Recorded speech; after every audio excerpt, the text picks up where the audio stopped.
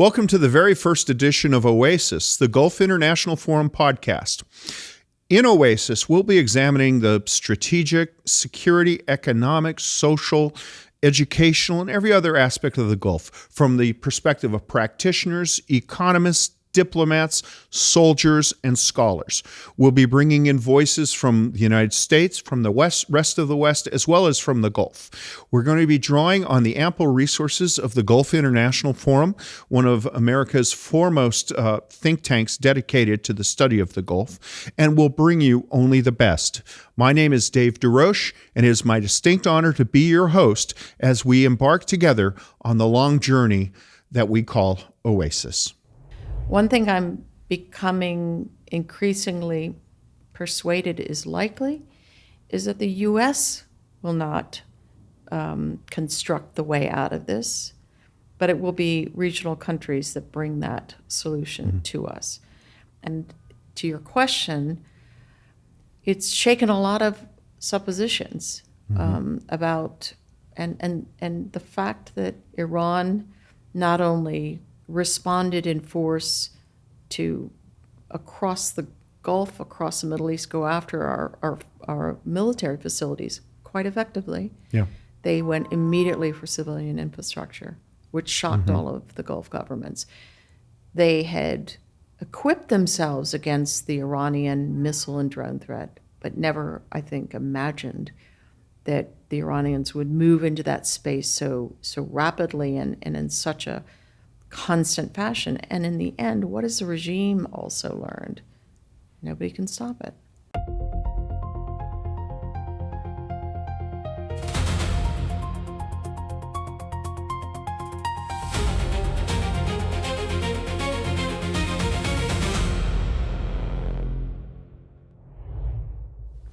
It's my pleasure to welcome today Ambassador Barbara Leaf. You are the inaugural guest on the Oasis podcast.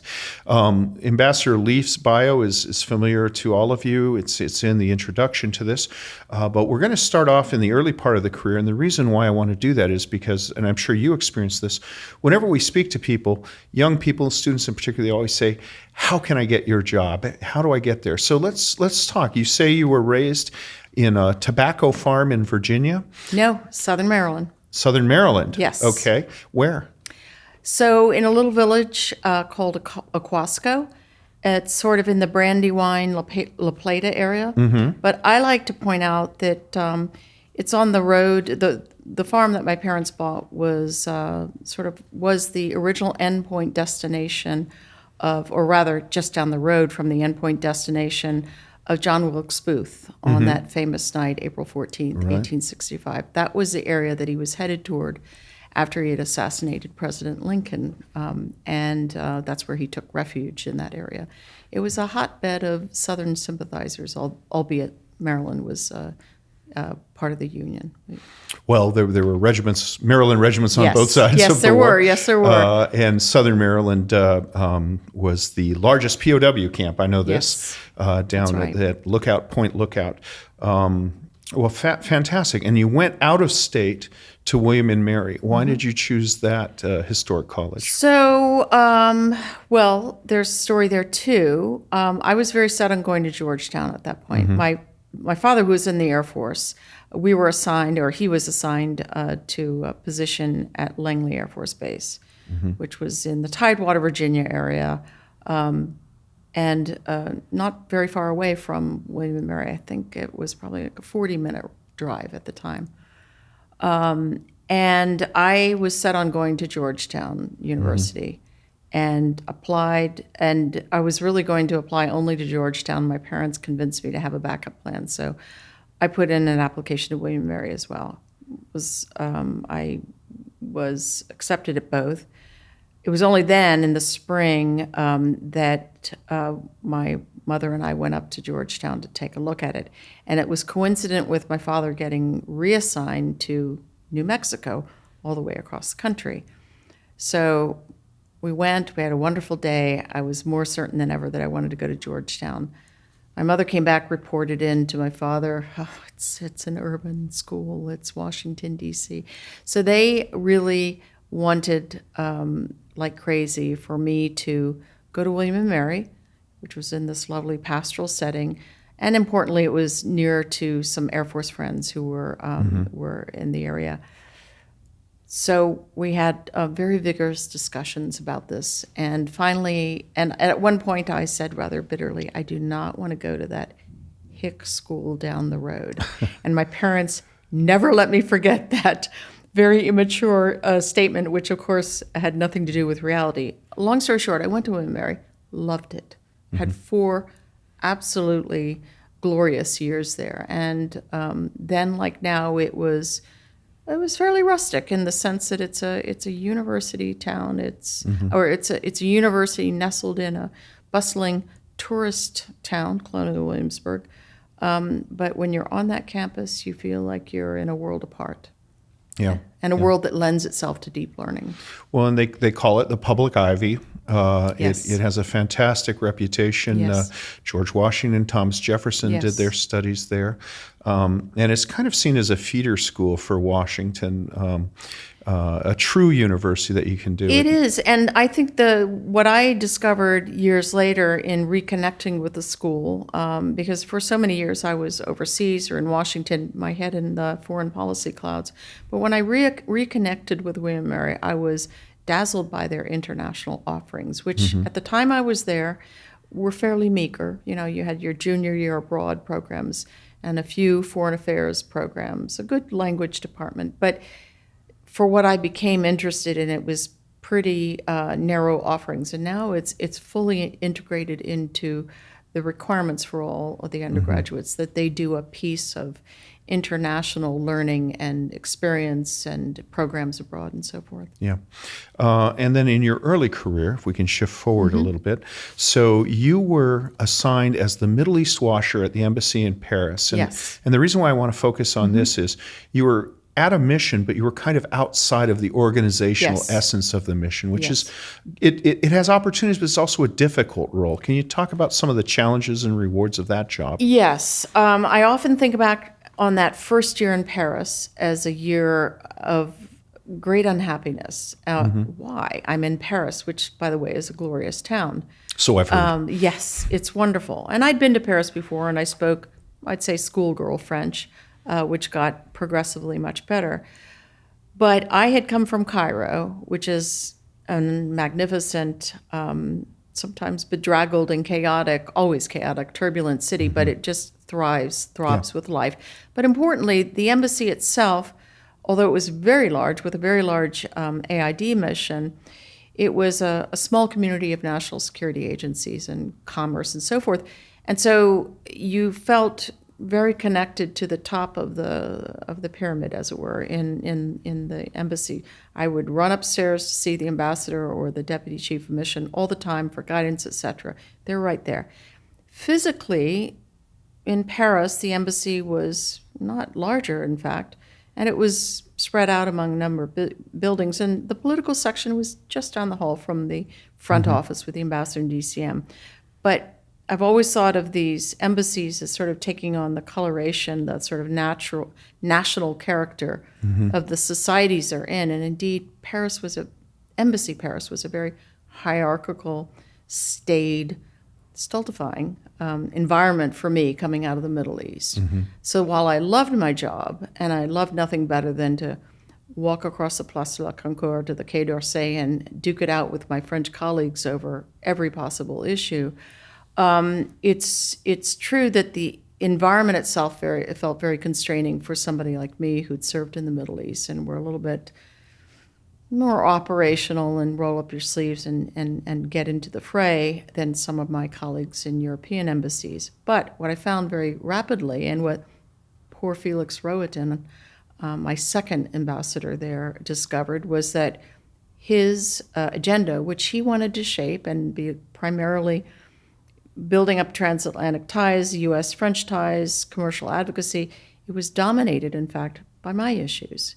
And one Saturday morning when I walked over to the residence to bring him yet another, not a flash cable, but a cable of great urgency of a démarche, instructions, a message for the ambassador to deliver at the highest possible level of the French government, he looked at me and said rather plaintively, Barbara, why am I doing Iraq all the time? Why am I doing your issues?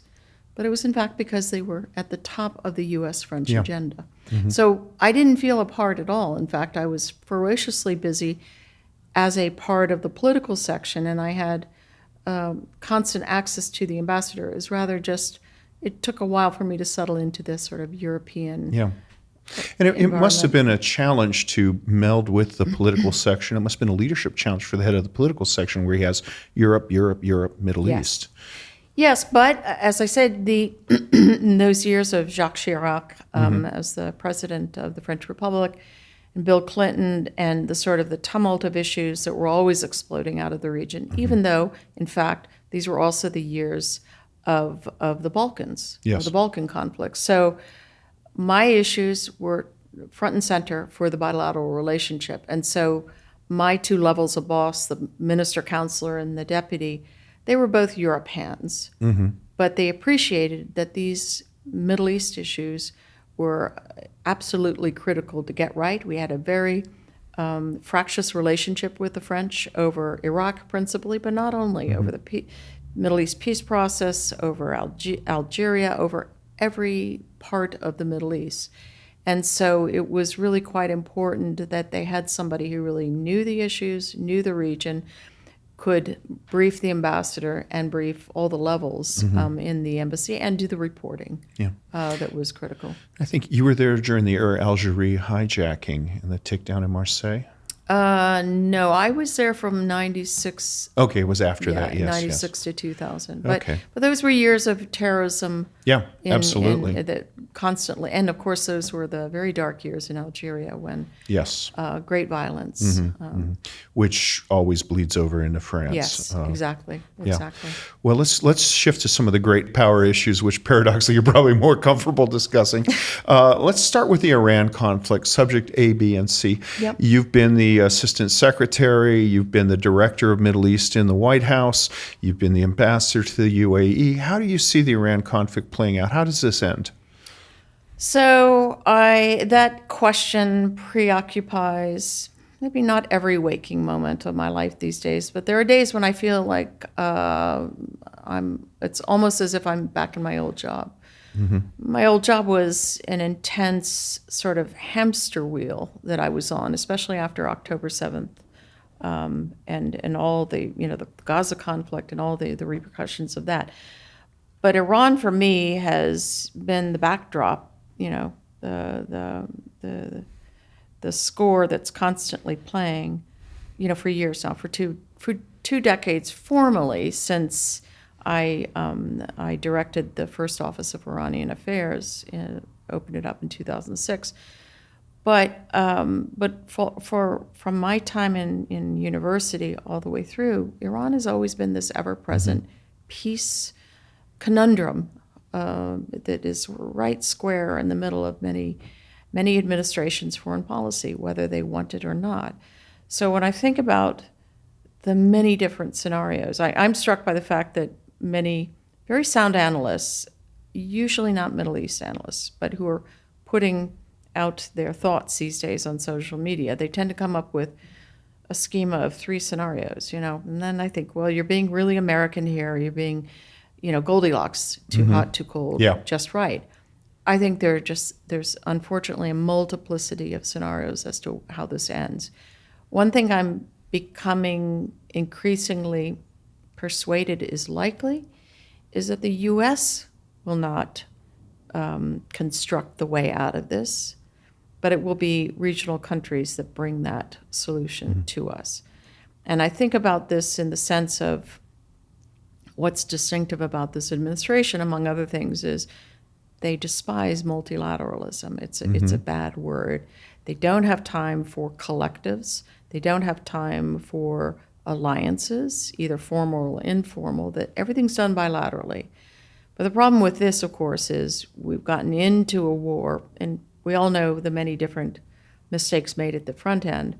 But the question is, how does an administration take the country out of this war when it doesn't want to work with allies or partners or collectively?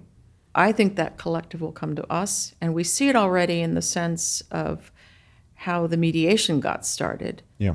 You had not just Pakistan, but you had Pakistan with Saudi Arabia, Turkey, Egypt, and a couple of others who were not as visible come to the U.S. and say, Pakistan could be the mediator.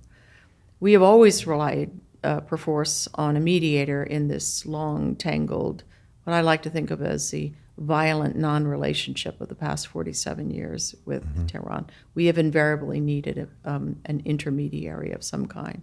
But I think now the weight of this open-ended crisis and the impact it's having on the security, the national security of these countries, bound up with the impact on their economies, their economic models, Yeah. is bringing them, I think, towards a set of ideas that they will try to bring to us. That is the way I think it will happen, because I think the administration is quite stuck. Mm-hmm. And it's stuck in no small part because this president relies almost exclusively on the military as his weapon of choice. He also uses economic weapons, tariffs and sanctions. Well, tariffs will do no good in this. Iran's been under years and years of the most onerous sanctions, and it has adapted, become very resilient to those economic pressures. And in fact, they're not airtight. Yeah. The blockade is not airtight. Sure. So this real unwillingness to work in a collective, I think, binds and not use diplomacy of our own, binds the president's hands. And so I think we're going to be relying on some key regional partners to help us out of this, which is not the worst of all solutions, because in fact, how this ends, the arrangements that come out of it, and there must be negotiated arrangements, otherwise it's chaos. Right. But the arrangements that come out are going to impact, first and foremost, those regional countries. So they have a need to have a voice in it, and I would very much support them being part of that solution. Well, I think if one wants to be charitable to this administration, which very few people in Washington do, they would say that there's a preference for a local solution, that a local solution is more lasting than an imposed solution. Yeah. It's remarkable. I don't know if you share this view, but it seems that a lot of the thinking of the Middle East is not an assessment of the situation. It's a reaction to previous U.S. government mistakes, particularly the invasion of Iraq in 2003. Do you mean, David, that the administrations react, or that the administration and the administration's supporters have this sort of, will take some military action, but they kind of back off at a certain point, and they don't really want to engage diplomatically. They just want to set left and right limits, and then they I think from a Gulf perspective, perhaps you disagree with this, but the Gulf perspective says, okay, are you guys going to finish the job and do this, or are you just leave them alone? And they seem to be in this sort of middle, halfway between the net and the backcourt with the ball flying over their head. Or well, I think, look, I mean, there are a couple of things that, whatever the differences of perspective among the six, and of course Oman has the most distinctly different from the five, whatever their differences of perspective, they are absolutely united in wanting the war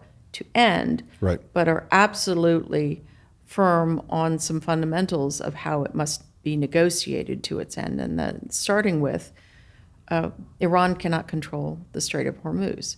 And that has become, ironically, the core conundrum. I don't think even the nuclear issue compares in urgency. It's as critical, arguably in the long run. It's even more important than the Strait, or at least it's as important. But the urgency of the moment is getting the Strait of Hormuz restored to status quo ante, and they all feel that way strongly.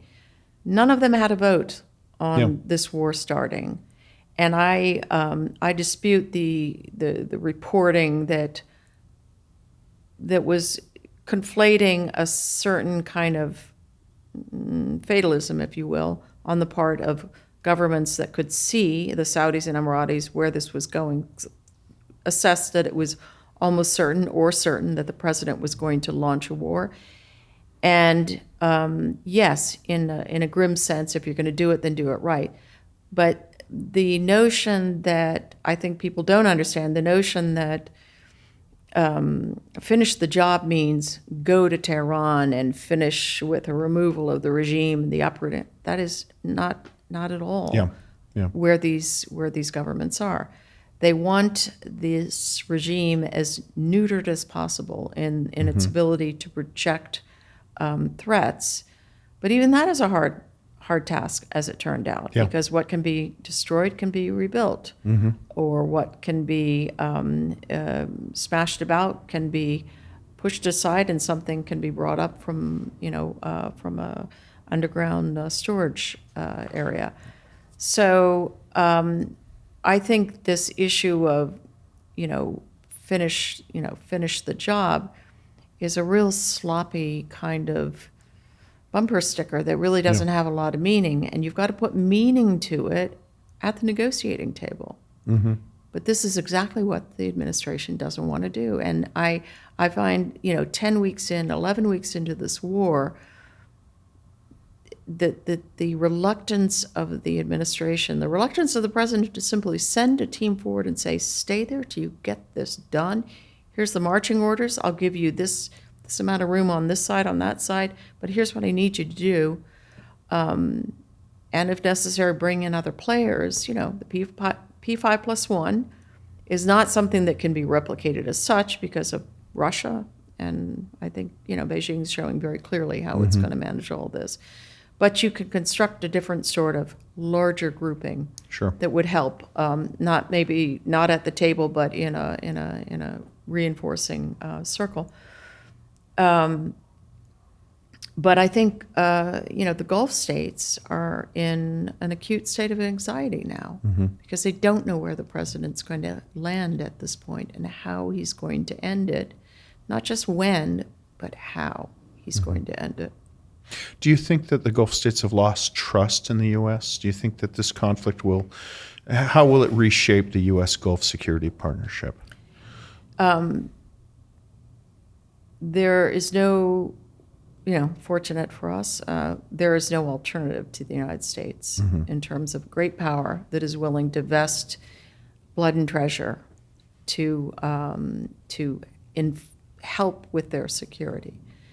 But what this war has demonstrated, and leaving aside for a moment the mistakes the president himself has made, the military has performed superbly, as it always does. You and I both know when our military is put onto the battlefield, there's nothing like it.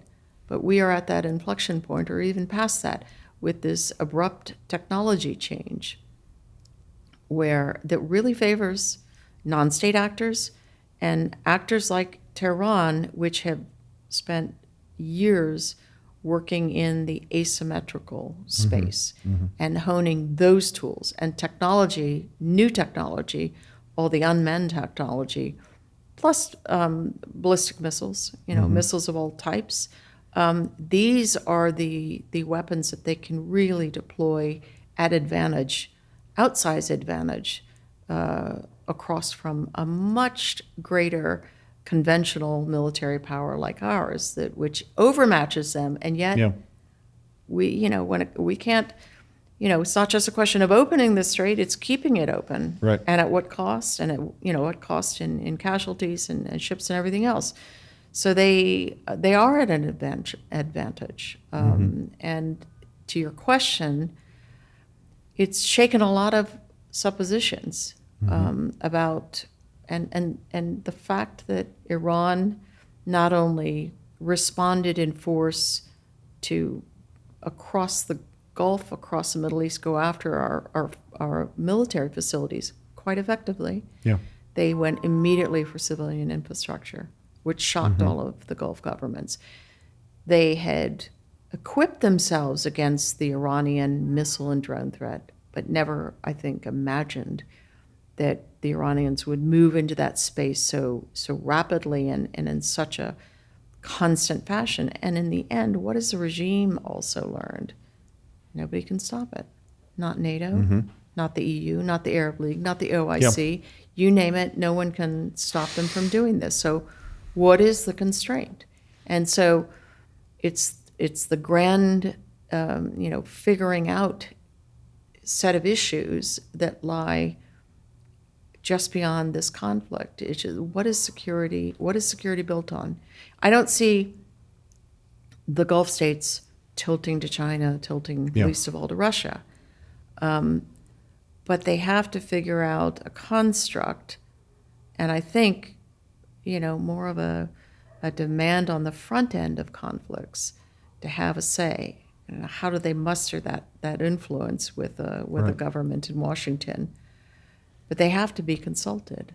I think there are going to be demands made, and the question is, how does this get reset with Iran as well? Mm-hmm. Because they do need a balancing power. Well, and there was a degree of deterrence of Iran. Iran didn't get everything it wanted. Can that deterrence be reestablished? I mean, Iran may feel, we've seen the worst you have, and we've lived through it. Yes. Yeah. Yes, but the thing that I believe firmly, and I spend a lot of time reading the best, the work of the best of Iran analysts, mm-hmm. including Iranian Americans who reach in and talk to people all the time, including people who are adjacent to or even in the regime.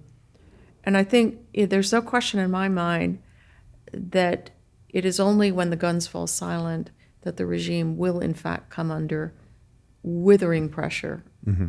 on its side domestically, which will have a shaping effect. Yeah. What that means, absolutely nobody I know knows. And, we tend to think in sort of these black and white terms, will the regime fall or not? Right. It can slowly degrade over time. There can be a revolutionary ferment, or there can be some other alteration.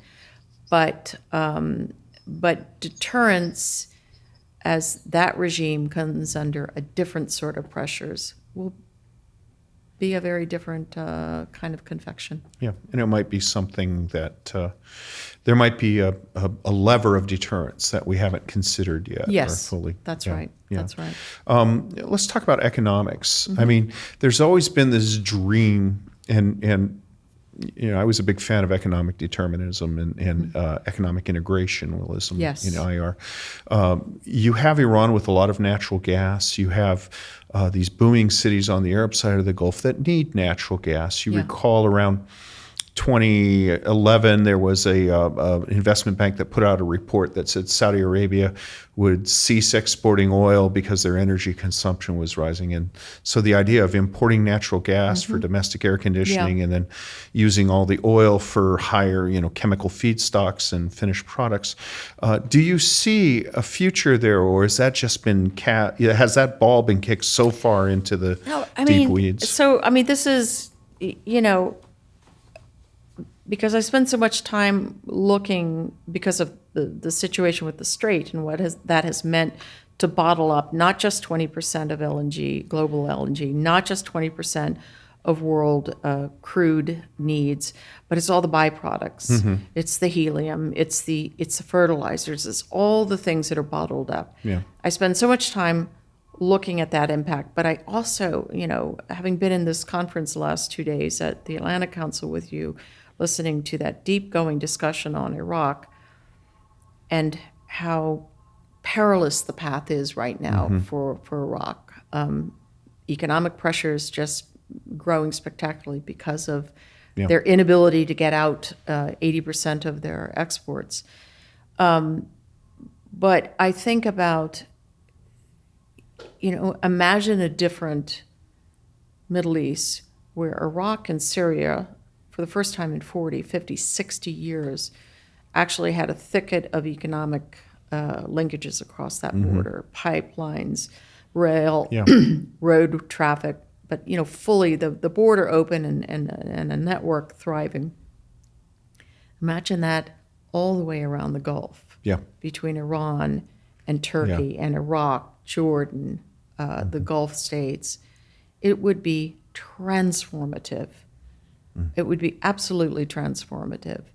And these, you can say, and I do believe it's the nature of this regime and its notion of its own security, which has been the biggest obstacle. Iraq desperately attempting to regain sovereignty that has been chewed away at by Iran and by the militias that it fostered 15 years ago, 20 years ago on Iraqi soil. All of these things are the obstacles, and yet you see a Syria that is liberated for the first time in 50 plus years of a parasitical, predatory crime family regime. A mafia family. Exactly. Really. And Lebanon, although very buffeted by the Hezbollah-Israeli conflict, also having the first chance in 40-some years to find a measure of sovereignty and stability and security. So there's a lot to work with here. Yeah. And this is what makes me exceptionally frustrated with the administration's blindness to the importance, really the critical nature of diplomacy, direct diplomacy with the Iranians.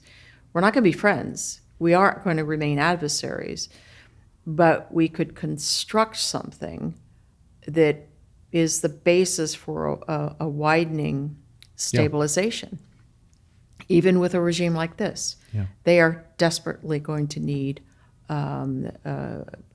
economic resources that they can't get right now. They're going to need sanctions relief. They're going to need resources coming into that country. And I do not believe that our interests lie in strangling a state. We saw what happened to Iraq from 1990 to 2003, and those UN sanctions essentially hollowed out the country. Endemic corruption just exploded, and you had the immiseration of the population outside of the regime, and that's unfortunately the nature of the impact of sanctions. Well, this is the problem, particularly with an authoritarian regime. Yes. They get a They bigger shield piece. themselves. They get a bigger piece of a shrinking pie. And they have monopolies. They have They monopolies. become crime syndicates. Saddam still has gold-plated toilet Exactly. seats, but Exactly. yeah. Well, you know, it's not the despair that gets you; it's the hope. And, No, you look at the geography. You Yeah. look at the ancient trade routes that used to crisscross all of these countries. You think about the pulsing economic giant of India and the kind of the IMEC project, which was something I thought was really a first-rate concept that the Biden administration started. Didn't really get launched, but the Trump administration is trying to foster that same sort of that same project, and it's got to surmount these political conflicts. That have become poisonous security conflicts. Yeah, but I was trained as an engineer. It drives me crazy because I see a group of people sitting on the pavement, and half of them have the brand new pair of roller skates, and half of them have the brand new keys, and they won't talk to each other. Yeah. And Climate change is having a hugely deleterious effect on countries like Iran and Iraq, and yet they cannot talk water at all. They cannot construct. They're both very wasteful in their water usage, and they can't benefit from the technology that is elsewhere in the region, the other I country, that would help them enormously. You're exactly right. I mean, prior to the war, the big Iran story was Tehran running out of water. Yes, and yes. And we overlooked that at our peril. I want to shift a little bit, talk more about energy security, maritime security, and global markets. So, obviously, one of the unique characteristics of this war is that Iran's response has not been against their primary response hasn't been directed against the countries attacking them. It's been at neutrals and non-combatants, and it's had that global effect. President Trump's reaction seems to be to deal with it a little bit, but try to tell the global partners of the United States, this is your problem. We need your help to solve it. Do you think they will step up? Do you think that this problem is still ours? We broke it. We got to fix it. Well, I think it was the German defense minister, might have been Scholz himself, who said this in maybe the second week of the war. What can a few European frigates do that the greatest navy in the world can't do, which was a fair point, but which also went to the issue of all of these countries finding this war beginning without any consultation, without any consideration of the impact, and of course built on a track record of enmity. No, I mean, but also, I mean, going into it, the assumptions that underlay the war start were just wholly mistaken. I mean, mistaken is a euphemism, and they were, castles in the air. Just fantastic. We're in the 12th week of a 3-week war. That's right, and a war that, by all accounts, the president really imagined would go the way of Venezuela. Baffles me. I cannot imagine what his senior advisors in the cabinet were telling him. We know what the intel community. I mean, we've been in government. We know the long-running, assessments that the intel community and the defense establishment have operated from. And so the scenario that we saw the third day of the war, I think, of closing the strait, that was predictable. And has been wargamed. And the thing is, what I thought at that moment was, it's funny, the sponsors, not the creators, but the sponsors of the Houthis, Yemen's Houthis, their main benefactors, sponsors, were Tehran. The Houthi shut down the Red Sea, completely shut it down with, yes, some lethal activity, but it was mostly threat making and firing things over ships' bows. They didn't take down a lot of ships. All they had to do was it was the demonstration effect. And it was as if Tehran learned from those that it had groomed into the capable force that they are now. I was like, oh, we could do that too. And they had, I doubt very much that you had a bunch of economists sitting in the Supreme National Security Council saying, well, if we close the strait, this is what's going to be the impact on day 13, 15, or whatever. It was a kind of brutish military decision taken by a set of actors who very much felt in an existential fight for very good reason, because the president said it was an existential fight. He said regime change. He said, I'm going to set the conditions for the people to rise up and take the government. I'll clear them out, get this group out of the way for the people to rise up. And, maybe I'll arm a few Iranian Kurds. So, the reflex to close, just grab the strait, again, I doubt was, careful economic analysis. It was rather, we're going to shut things down and see how that settles everybody. But they've been able to look at the same set of factors, facts, statistics, etc., and the effect of it, and they've been, their confidence has grown enormously. The president was in denial in those first couple of weeks, and he kept sort of batting it away. Well, it's not really our problem. We don't really need the Strait of Hormuz. I mean, as recently as a week ago, I think, Secretary of Defense said the same thing. We don't really depend on it.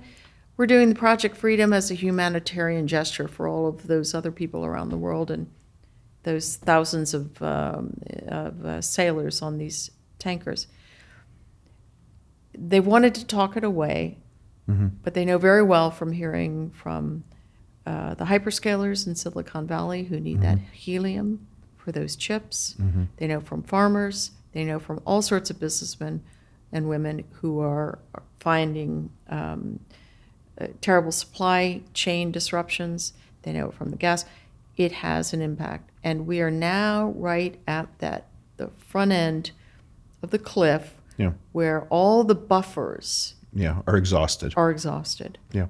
This unprecedented drawdown of the SPR, but also of just domestic stocks. And it's all going to Asia because they are already out. So we're going to have crushing prices hit us, not just at the gas pump. So the president has wanted to talk this away. I think he and the administration understand on one level, that they can't talk it away, and that the strait is not going to just open once the conflict's over. It will not just open up automatically. But there is an astonishing lack of urgency to their efforts that I frankly just don't understand. It was incomprehensible to me the moment the strait was interdicted that the reciprocal maritime blockade was not imposed at that moment. At the right. It just seemed lackadaisical. 7 weeks, Yeah. they made a decision to allow Iranian tankers to leave. Yeah.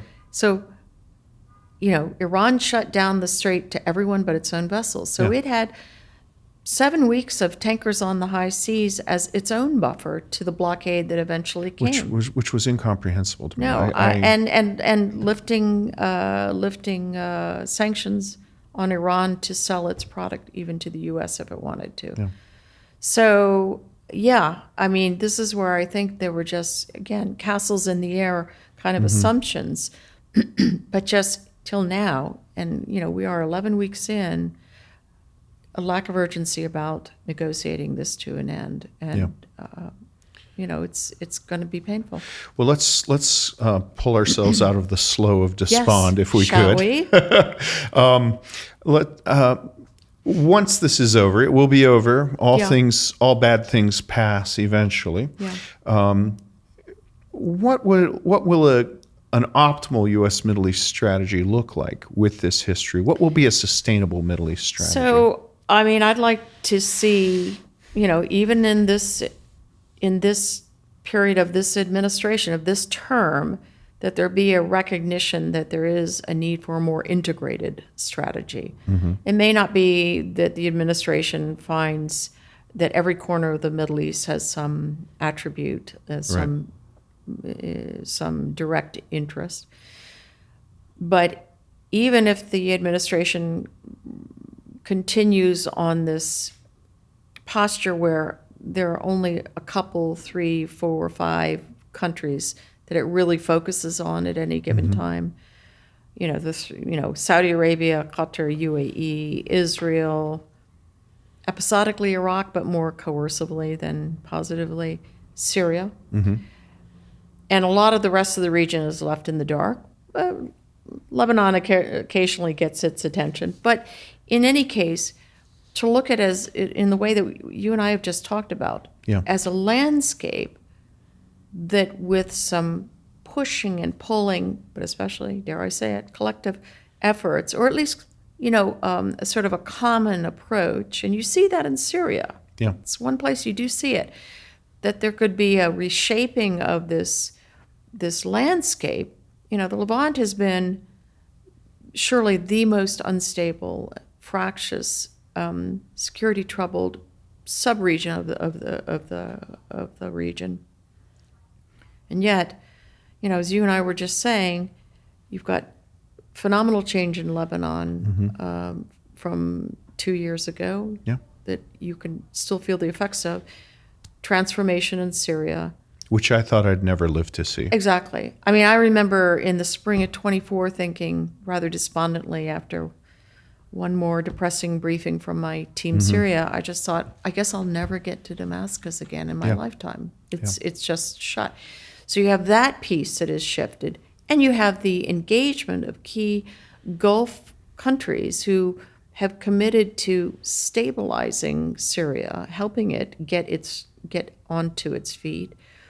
That, I know from having heard this from the Saudi Crown Prince, his theory of the case is you work that in Syria, the Syrians themselves take the help that's offered and make good on it. That will have a knock-on effect and as he put it, make the Lebanese jealous and make the Lebanese say, why can't we do that? Well, we have to assert ourselves too. And it could also have a knock-on effect in Iraq. So you could have a transformative space, but you've got to take an integrated approach. I mean, my problem, looking at Iraq right now is it's treated in such a narrow and largely punitive way by the administration. It does not, we don't have in Washington that big community of Iraq watchers and Iraq analysts and people who served in Iraq and who Well, all we have offer, vestigial trauma Yeah. about Iraq. And but over this 20 years, there was a whole cohort of people in DOD, in the intel community, state, treasury, and a few other agencies that spent a lot of time working on the common project across administrations. Yes. Yeah. Of pushing, cajoling, supporting, sometimes punishing, but pushing Iraq into capturing more of its own sovereignty against Iran and against the militias, but also the stability, security piece. Now the policy's been reduced to what's your relationship with Iran? We want less of it. Do something about the militias. Sort of, kind of the approach in Lebanon. Yeah. Laugh, President Aoun, disarm Hezbollah. And you've had a withering of that large cohort Right. for all the reasons of, Doge and everything else in the past year. So Iraq isn't looked at as an integral piece to this region, which, whether Iraq, whether Syria, whether the region, Right. they directly impact in so many directions. So I would love to see in this administration, and certainly in the next one, that there be a more coherent and integrated approach to the heart of the Middle East, so that you're not just spending a lot of time with the Gulf countries, which have enormous aspirations, and they are reaching those aspirations, but that gap widens between, that very modern, future-looking vision among these states with the resources and this sort of a large center, heart of the Middle East, which risks just falling not just further behind, but really being overcome by this gap, and battered by climate change, battered by the shift away from away from fossil fuels, the knowledge AI fueled economy shooting off into the heights. And I would like to see that integration. It's kind of a macro level of the counterinsurgency oil spot. You see this virtuous cycle expanding. And Lord knows, Syria has given us a unique generational opportunity. I just hope that we don't squander it. Well, I think, look, I will give full credit to the President Trump and having listened to a couple of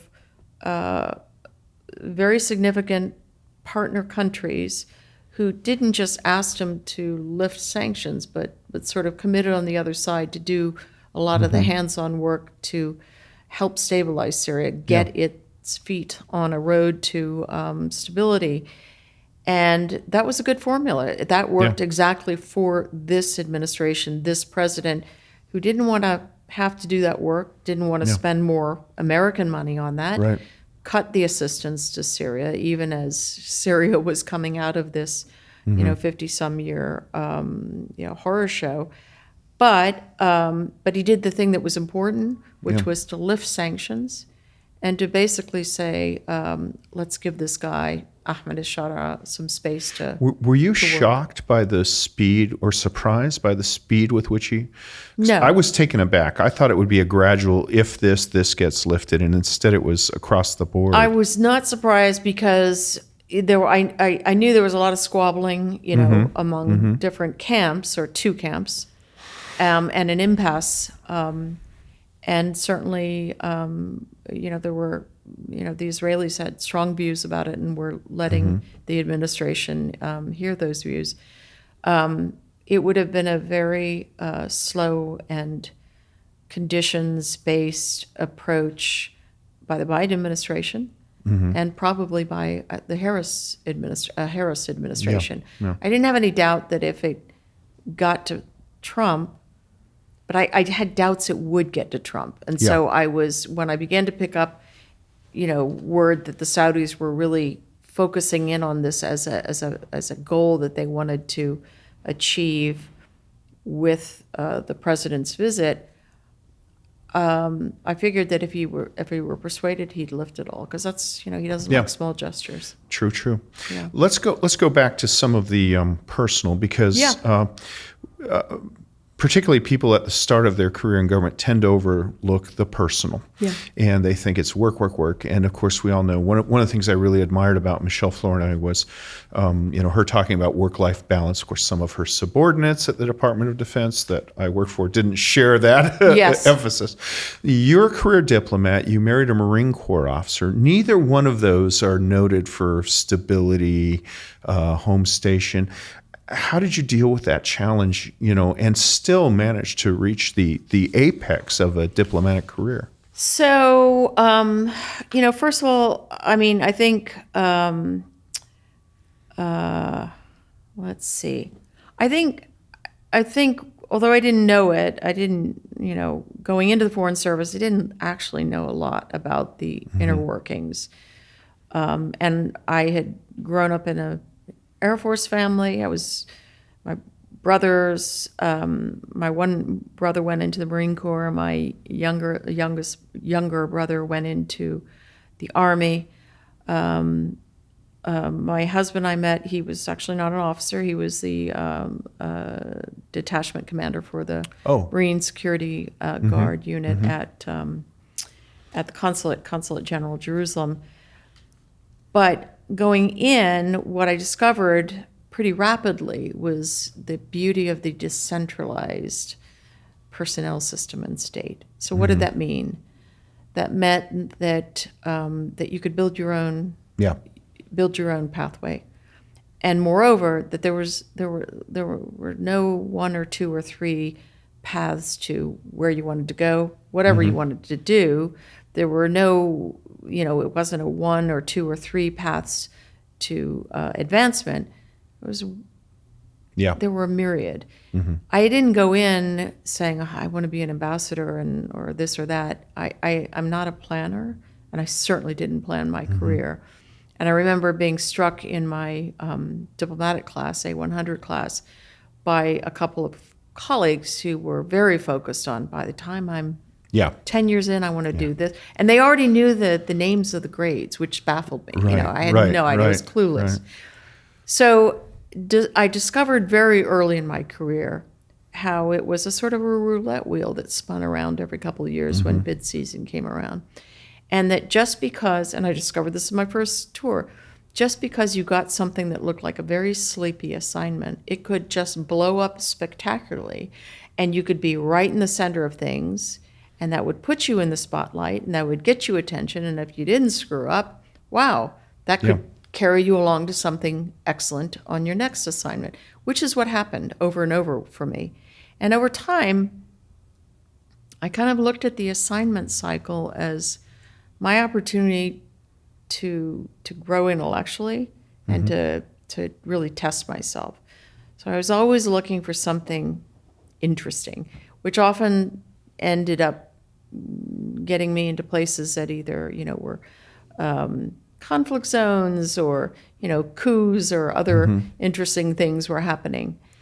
But I was, it was, learning a region in depth, learning Arabic.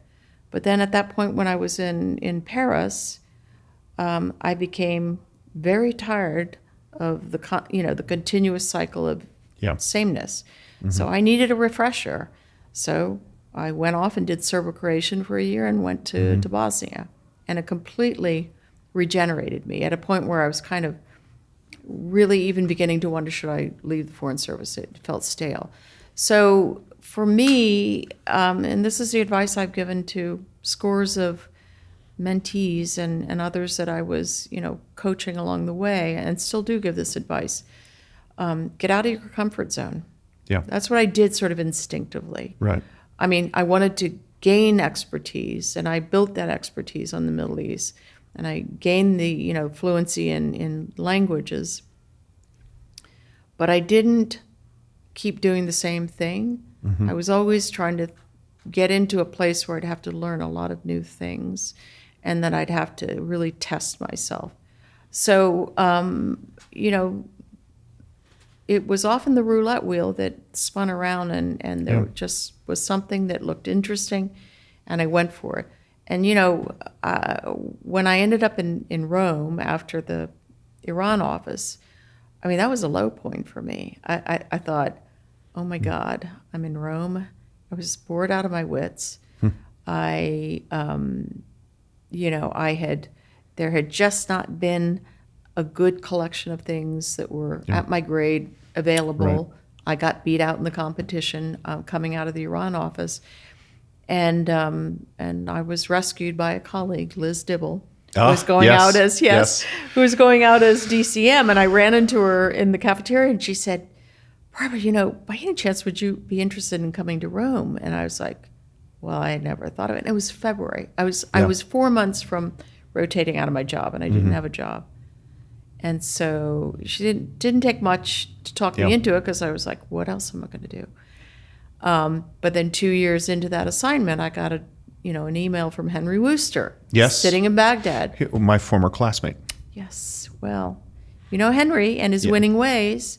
I know him as Hank. That's how far back we go. Wow. No, I know him as Wooster. Okay. He will always be Wooster to me. But he sent me an email on my birthday, 2 years into my tour, where I was just in a slough of, not despair, but just boredom. And he briskly said, "Barbara, how much of your summer would you be willing to give to Basra?" And I was like, all of it. No, and it was and again gave me that lift that I needed, which was a really tough, demanding assignment. And it was supposed to be 2 months, of course. I got pitched to stay for a year as soon as I got there. And it was the toughest job I ever had. Sure. But I felt every day I was contributing. And, that to me was always important. Yeah, and I guess Liz is back in Rome. She is. She is. She's no fool. I was the Italy desk officer on the Joint Staff. Oh. And I used to talk to our attaché in Rome, and he was very unhappy because he said 90% of his job was every general officer in the armed forces going through Rome wants a papal audience. And yes. And you're just a concierge. For a lot. And similarly, when I was in graduate school in London, I used to have to go pick up theater tickets for the attaché. It was just no. And I mean, Italy is just a wonderful place, and I, loved working with the Italians, the Italian officials. They were deeply collaborative. But it was not the pace and the challenge that I thrive on. And also, people forget how cold it is there in the winter. Yeah, I guess so. Yeah, I mean, the weather was fine. It was just felt like a lifestyle post to me, and it's just not. Yeah, understood. Yeah. Yeah. Well, what have I forgotten to ask you about that we should talk about? What should young people be thinking about these days? So the question I always get from young people is, how did you get into the State Department? And let me ask you that. A second thing was it easier or harder because you went to a prestigious college? Had nothing to do with it. I had to pass the exams. That so was it's the exam, take the exam, and that's it. I attribute to my mother my ability to just sail through the written exam, because at the time, and for many years, it didn't really change. I'm not really sure today how the written exam shapes up in this sense, but at the time I took it, and for many years after, the toughest part of the written exam was the English grammar kind of stuff. Yeah.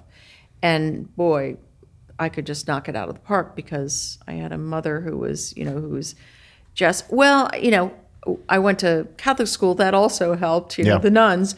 But I mean, I learned, I really learned how to write from my mother, and she was unstinting on the beauty of the English language, and the grammar, and the soundness of one's grammar is a must, and so forth.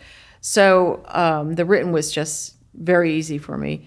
I stumbled on the orals the first time and flunked. I just froze up. It was a day-long set of exercises, and putting you through the paces, and I got paralyzed with with just anxiety about it all. So having failed it, I had to take the whole thing over again, written, and then the orals again. And the second time it was a breeze because the worst, I'd been put through the paces and knew what to expect. Yeah. So, it So had an English nothing- degree will serve you well for a Yes. career in diplomacy.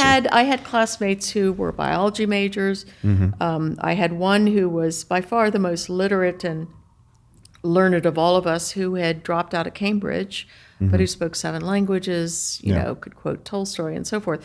So it is still the case that you don't even have to have a college degree, but you have to pass those 2 exams.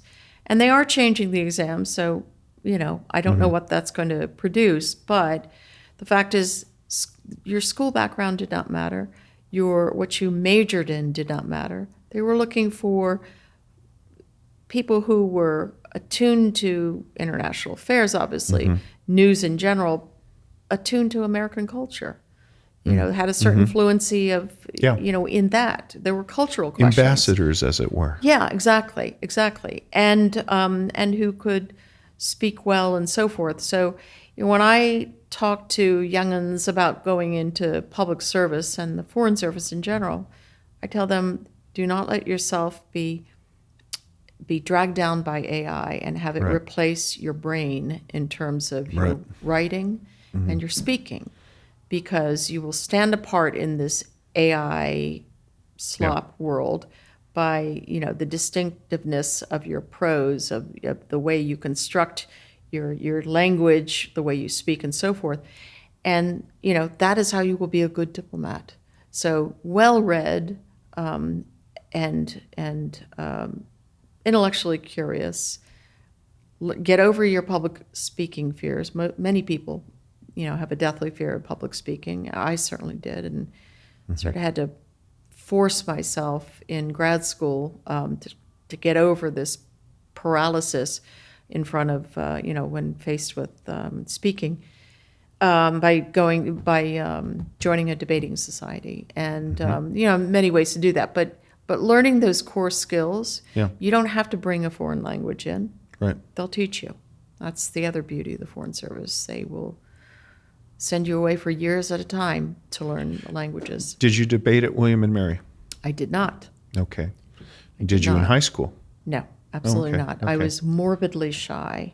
So I recognized this in grad school, and there was, the Jefferson Society, which was really more of a drinking club, and they had an extraordinarily rowdy and cantankerous crowd mob style sort of way that you came in on a Friday night after all the members were in their cups, and then you had to get up as a novitiate, get up and speak to the crowd and sort of convey an argument on any topic under the sun, and then deal with the hectoring and be nimble on your feet and so forth. Quick, succinct, and then subject to examination. Yeah. I can't imagine a better preparation for a career That's in right. government. That's right. Yeah. So, so I think, regardless of what things about the current administration or any administration, the fact is, you go in, you serve the country, you swear an oath to the Constitution, you're serving the American people. And so you will be, yes, confronted by the fact that no matter what the administration is, you're going to gag on some policy. I did with every single administration. There were times where I just thought, oh my God, I cannot believe that is our stance. But you find a way to deal with it, or if you really can't deal with it, if it's just seismic, you have the option to leave. You have the option to dissent, and you have the option to leave. But you find in most instances, and I think it is different now in this administration, there's a very different approach to federal workforce, and that includes the State Department. But I think this will pass because we need, at all points, we need a professional cohort of diplomats who are apolitical, who do not serve the president, do carry out the president's policies, absolutely, but they serve the American people, and they have an oath to the Constitution. And like I say, I had, various levels of discomfort with various policies of every single administration I served. But I loved public service. Yeah. Well, Ambassador Barbara Leaf, thank you for your time. Thank you for broadening the aperture from the subjects that I think you normally talk, and I appreciate your insight. Thank you so much, David. Thank you for being the inaugural guest on the Oasis I'm stunned podcast. to discover that I'm the inaugural guest, but thank you so much for the honor. It's a real honor. Thank you. Thank you for coming. Thanks. All right. This has been the Oasis podcast from the Gulf International Forum. We plan on this being a weekly endeavor. We'll cover a broad range of topics and speakers: security, economic, social. Tell your friends, like and subscribe. My name is Dave DeRoche, and I'll see you next week at the Oasis.